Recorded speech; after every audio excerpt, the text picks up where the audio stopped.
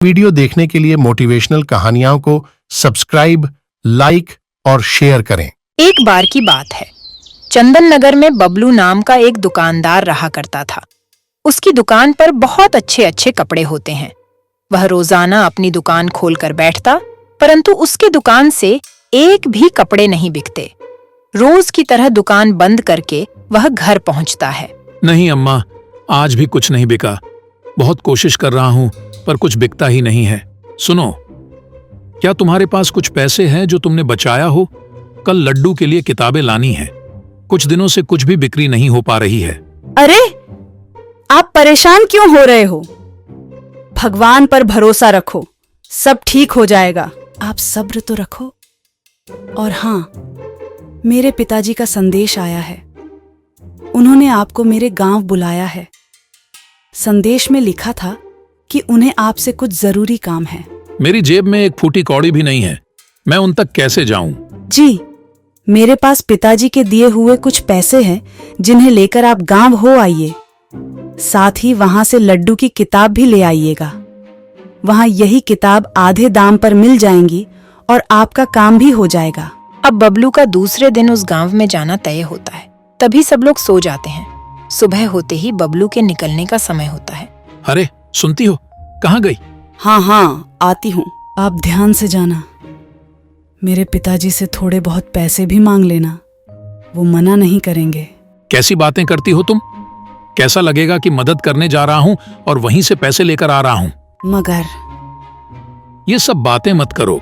अरे अतुल भैया, जाने के लिए कोई तांगा या बैलगाड़ी नहीं दिख रही। क्या बताएं मामा, आजकल रास्ते के डाकू ने लूट मचा रखी है। इसी वजह से खिपौना के रास्ते पर कोई भी सवारी गाड़ी ले जाने को तैयारी नहीं है। यार, अभी पैदल निकल जाता हूँ। रास्ते में आराम भी कर लूंगा तो भी शाम तक पहुंच जाऊंगा। कभी कोई रास्ते में कोई गाड़ी मिल जाएगी तो उसमें बैठकर गांव तक पहुंच जाऊंगा। लगभग आधा रास्ता तय करने के बाद उसे एक जंगल में एक नदी दिखाई देती है। वह उसमें पानी पीने जाता है। जैसे ही वह पानी पीकर उठता है, वह देखता है कि उसके चारों तरफ डाकू खड़े हैं। तुम्हारे पास जो भी हो उसे हमें दे दो, नहीं तो हम तुम्हें छोड़ेंगे नहीं। सरदार, मैं बहुत गरीब हूँ, मेरे पास कुछ नहीं है। मैं आपको कुछ नहीं दे सकता हूँ। बबलू बोल ही रहा होता है कि तभी एक डाकू बबलू के सर पर डंडा मारता है, जिसकी वजह से बबलू बेहोश हो जाता है। डाकू उसका सारा सामान चुरा लेते हैं और उसे एक पेड़ के नीचे बेहोश पड़ा हुआ छोड़ देते हैं। थोड़ी देर बाद बबलू को होश आता है और बबलू बहुत जोर जोर से रोने लगता है। बबलू के साथ हुई यह सारी घटना वह पेड़ अपनी आंखों से देख रहा होता है। बबलू को रोता हुआ देख पेड़ को दया आ जाती है। बेटा, तुम्हें रोने की कोई जरूरत नहीं है। मैं हूं ना तुम्हारी मदद के लिए। कौन? बेटा, तुम्हें डरने की जरूरत नहीं है। जिस पेड़ के नीचे तुम बैठे हो, मैं उसी पेड़ की आत्मा हूं। डरो मत, मैं तुम्हें कोई नुकसान नहीं पहुंचाऊंगा। मैंने तुम्हारे साथ जो भी हुआ वो सब देखा है। मैं तुम्हारे साथ जो भी हुआ वो सब जानता हूं। मैं तुम्हें कुछ देना चाहता हूं। तभी पेड़ अपनी जादुई शक्ति से बबलू के सामने से जाता हुआ एक चमकीला रास्ता बना देता है। बबलू उस रास्ते में अंदर चला जाता है। वो जैसे ही अंदर पहुंचता है, देखता है कि वहां बाहरी दुनिया से बिल्कुल अलग और उल्टी दुनिया है, बहुत ही ज्यादा सुंदर, जैसे कि स्वर्ग। वह अंदर जाता है। आगे जाकर देखता है कि उसके गांव जैसा हूबहू गांव है। उसका मुंह खुला का खुला रह जाता है। वह आगे देखता है कि गांव वाले भी हैं। सभी गांव वाले झुंड बनाकर बैठकर बातें कर रहे थे। सभी लोगों ने बबलू को देखा और उनका मुखिया उठकर उससे पूछता है, भाई कौन हो तुम? कहाँ से आए हो? मेरा नाम बबलू है। बबलू मुखिया जी को सारी बात बताता है। अच्छा बेटा, तो ठीक है, अब से तुम हमारे साथ रहोगे। नहीं, मुझे अपने घर वापस जाना है। मुझे तो यहाँ पेड़ ने अंदर आने के लिए कहा था, इसलिए मैं यहाँ आया था। मेरा भी परिवार है, मुझे उन्हें भी संभालना है। बाहर जाने के लिए तुम्हें जादुई जंगल से जाना होगा। रास्ते में मिलने वाले जिन्न के सवालों का जवाब देना होगा। वही तुम्हें आगे का रास्ता बताएंगे। मैं तैयार हूँ।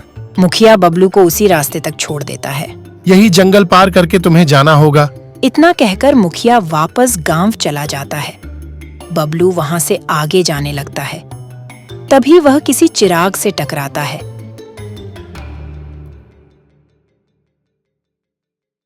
उस चिराग में से एक बादलनुमा इंसानी आकृति निकलती है, जिसे देख बबलू पीछे हटने लगता है। बबलू मुखिया की बात याद करता है और रुक जाता है। जिन्न बताओ, तुम मुझसे क्या पूछना चाहते हो?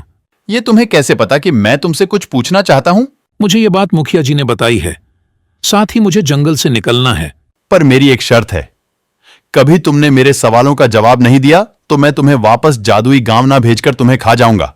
तुम्हें मुझे तो क्या सारे गांव वालों को छोड़ना होगा? मंजूर हो तो बता दो, नहीं तो मैं भी इन्हीं गांव वालों के साथ रह लूंगा।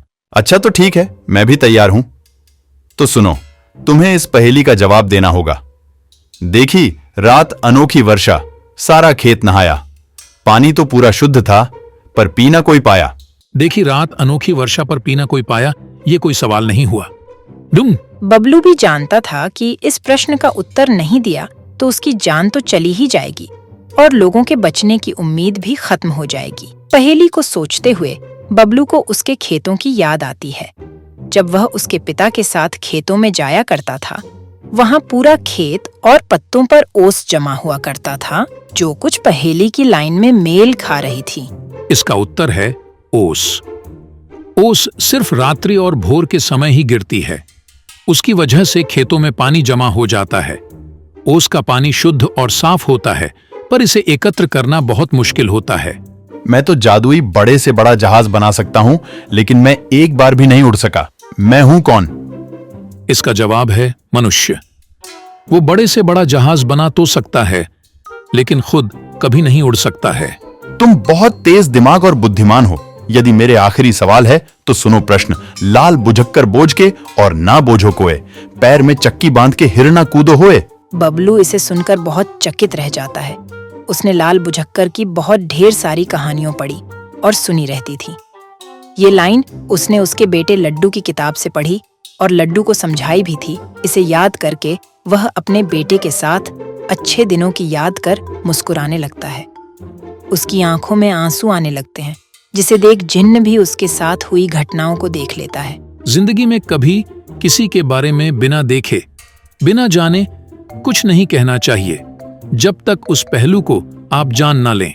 आमतौर पर लाल बुझक्कड़ कहते हैं, जो अपनी दुनिया के अलावा बाहरी दुनिया को ना देखते हुए अपने आप को ही सही सिद्ध करता है। अर्थात वो जो सीखने और समझने को तैयार नहीं होता है।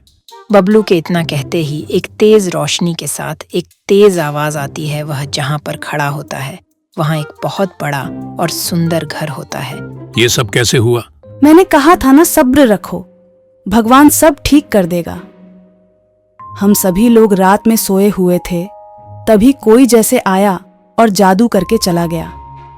साथ ही ये चिट्ठी आपके नाम छोड़कर गया है। मैं तुमसे बहुत खुश हुआ। तुमने सिर्फ अपने बारे में ही नहीं, सभी के बारे में सोचा, साथ ही सभी को छोड़ने के लिए कहा। इसी उदारता के लिए मैं तुम्हें ये सुख और सुविधा और धन दे रहा हूं। ध्यान रहे कि जो भी तुम्हारे साथ घटा है वो तुम किसी से ना कहो। यदि तुम किसी को भी कुछ बताते हो तो ये सब तुमसे छिन जाएगा। वीडियो देखने के लिए मोटिवेशनल कहानियों को सब्सक्राइब, लाइक और शेयर करें।